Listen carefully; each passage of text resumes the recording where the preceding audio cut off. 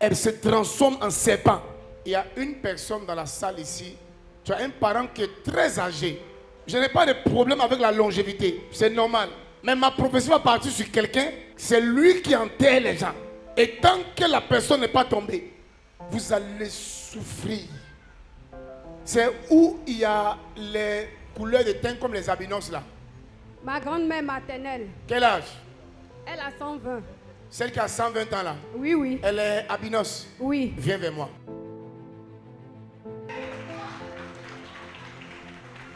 Maman, tourne-toi, fais face. C'est comme dans ta famille là. Les choses sont compliquées. En tout cas, très compliqué.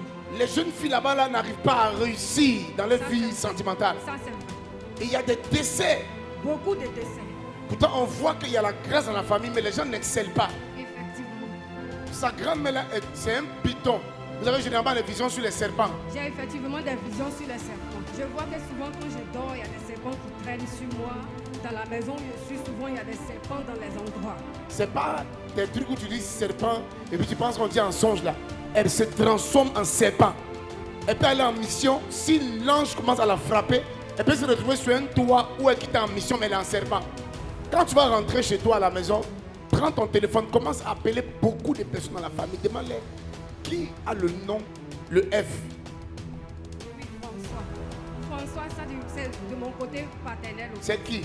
C'est l'adjoint au maire de chez nous. Tu l'as sollicité déjà? Oui. Pour faire quoi? Concernant mon voyage. Et il a dit quoi?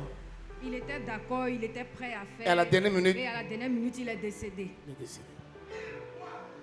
Elle a un problème de ventre qu'elle n'explique pas trop aux gens. J'ai un problème de ventre.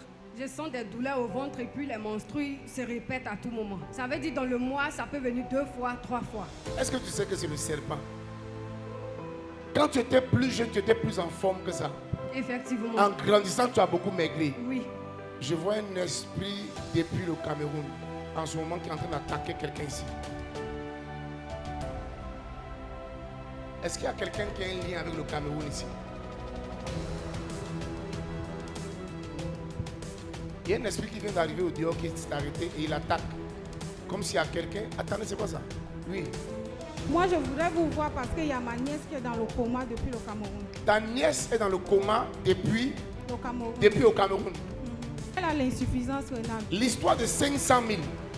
Bon, j'avais envoyé une marchandise. Je n'ai pas reçu l'argent. Une marchandise de plus d'1,2 million. Où ça? Au Cameroun. Mais pourquoi c'est 500 000, j'ai vu?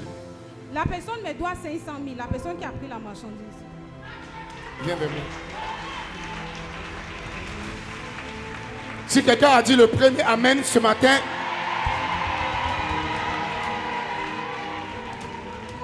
maman, je vois un esprit qui t'a suivi ce matin jusqu'au portail. Et l'esprit a plusieurs têtes.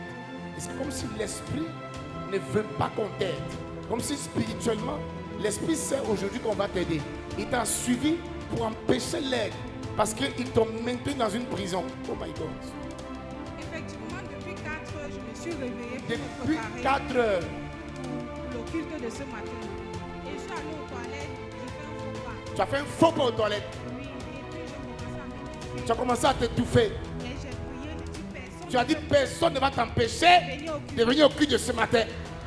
Parce qu'en fait, l'esprit là sait que ce matin, c'est une autre saison où Dieu veut la récupérer pour la faire asseoir sur son trône de gloire. Et je vois. Maman, assieds-toi ici. Maman, ne pleure pas parce que ce que je te dis, c'est qu'en fait, tu es en Côte d'Ivoire, mais la Côte d'Ivoire n'est pas ton dernier pays. Parce qu'en réalité, ce n'est pas ici que tu venais, tu cherchais à partir en Europe. Mais c'est parce que les choses n'ont pas marché que tu as pris destination de Côte d'Ivoire. C'est vrai, papa. Je partais au Canada et avec l'aide d'invitation, arrivé à l'ambassade, on ne m'a pas donné le visa. Et c'est là, il y a un homme de Dieu qui me dit de ne plus retourner au Cameroun, mais rester ici à Abidjan. Parce que si je retourne au Cameroun, ils vont me tuer.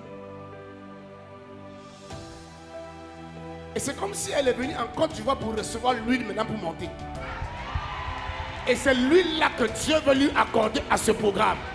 Si je suis toi ou je suis moi, j'allais me lever et dire Amen à la prophétie.